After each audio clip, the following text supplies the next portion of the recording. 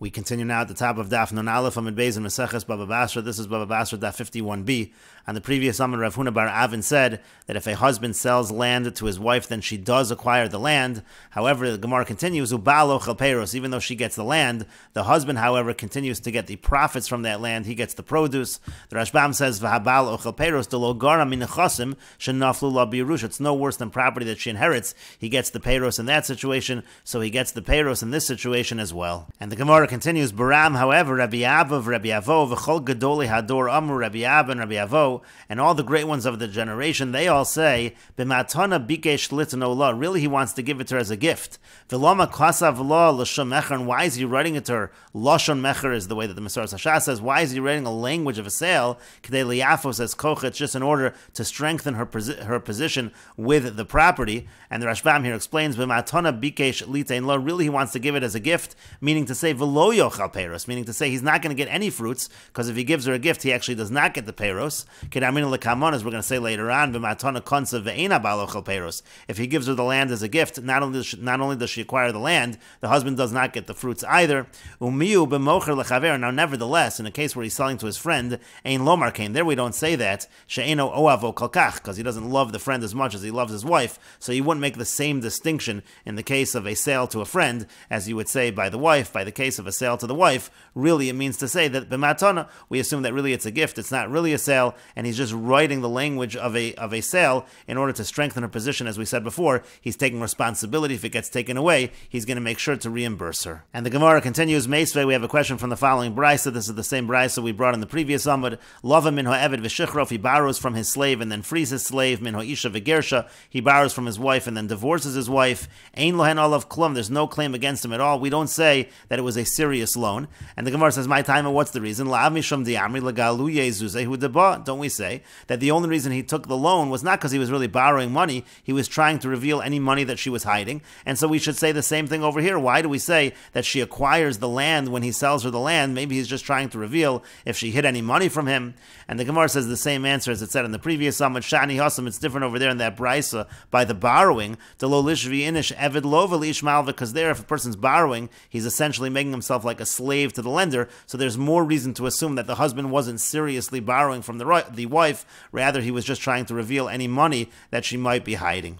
And the Gemara continues, Amar Rav, Rav says, Hamocher sadil ishto, if somebody sells a field to his wife, Kansa, she does acquire the field, V'habalo chaperes, but the husband gets to keep consuming from the produce of the land, B'matana, but if he gives her a gift, and this is as we said above, by a gift it's different, there, Kansa, she acquires it, Ve'ein habalo chaperes, and there the husband does not get the peiros. In the case of a gift, we assume that he's giving it generously, and he's not even keeping any peiros for himself. For Rebbe Lazar, Amar, and Rebbe Lazar says, Echad zeh v'echad zeh, in both situations, whether we're talking about a sale, whether we're talking about a gift, Kansa, she acquires the land, Ve'ein habalo chaperos, and even in the case of a sale, in both cases, the husband is not going to get the produce. And the Gemara continues, Avad Rav Chisda uvdak Rebbe Lazar. Rav Chisda, he did a ruling like Rebbe Lazar, he went like Rebbe Lazar, that not only does she acquire the land, but also she gets the peiros. Amru lei Rabban Ukva Rabban Nechemya b'nei Binsei de Rav. So Rabban Ukva and Rabban Nechemya, who were the sons of the daughters of Rav, they said to Rav Chisda, Shavik mar Rav Rave, the master is leaving the great ones. V'yavid Kazutrin, he's doing like the smaller ones, meaning to say, there's a machlokas here between Rav and Rebbe Lazar. Why would you follow Rebbe Lazar when Rav is greater than Rebbe Lazar?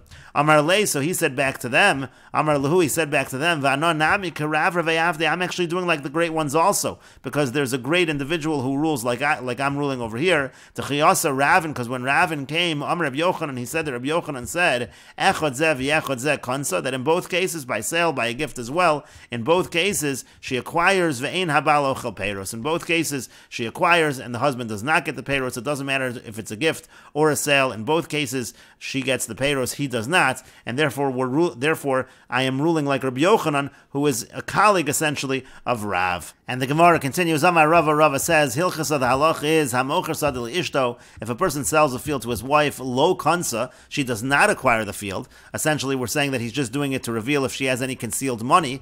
V'habalo chalperos, and the husband consumes the produce. Now that seems to be a contradiction, because if he's only consuming the produce, it sounds like she does acquire the field. So he seems to be contradicting himself within this very statement. And the statement continues, b'matana. Now if he gives it to her as a gift, kansa, so then she fully acquires the field. Ve'ein habalo chalperos, and the husband doesn't even get any peiros. She gets the peiros as well. But the Gemara asks the question, Tarti, it seems to be two things that contradict one another. On the one hand, you're saying she does not acquire the field. On the other hand, you're saying that the husband gets the produce, which sounds like she does acquire the field. And the Gemara answers, Lo kasha, it's not difficult. Kan b'mos tamunin. In one case, we're talking where she pays with money that was hidden money that she had hidden away. So there already we say the sale doesn't go through because he has revealed that she hid money from him. But here where we say she does acquire the field, that's b'mos she'ein tamunin. That's when she uses money that was not hidden. Then we assume that it is a good sale. And the Gemara continues, Damar Rav Yehuda, because Rav Yehuda says, Mos tamunin. If she's using hidden money, lo kansa, she doesn't acquire the field. Mos she'ein tamunin. If she's using money that's not hidden, kansa, so then she does acquire the field. And the Gemara continues at the two dots, Tanu Rabban, and the rabbis taught, Ein mekablan pikdonos. We do not accept pikdonos, which are deposits, lo min hanoshim, velo min ha'avadim, velo min hatinokos. We don't accept them from women, or from slaves, or from children. The idea is we always assume that maybe these items don't really belong to them. Let's say this woman is coming, this wife is coming along with some pikad, and she's saying, watch this for me. We say, well, maybe it's not really yours, maybe you really took it from your husband, and therefore you shouldn't accept that these pikdonos from the wives, or the slaves who might have really taken it from their master, or the children, the same idea, it was really not their property. And the Brisa continues, Kibel min ha'isha, let's say you receive something from the wife, Yachzer le'isha, so he should, if he does accept it, even though he should not have accepted it, but if he does accept it from the wife, when he returns it, he should return it to the wife. Via Mason, if she dies, Yachzer l'bali, he should return it to her husband, because the husband inherits the wife.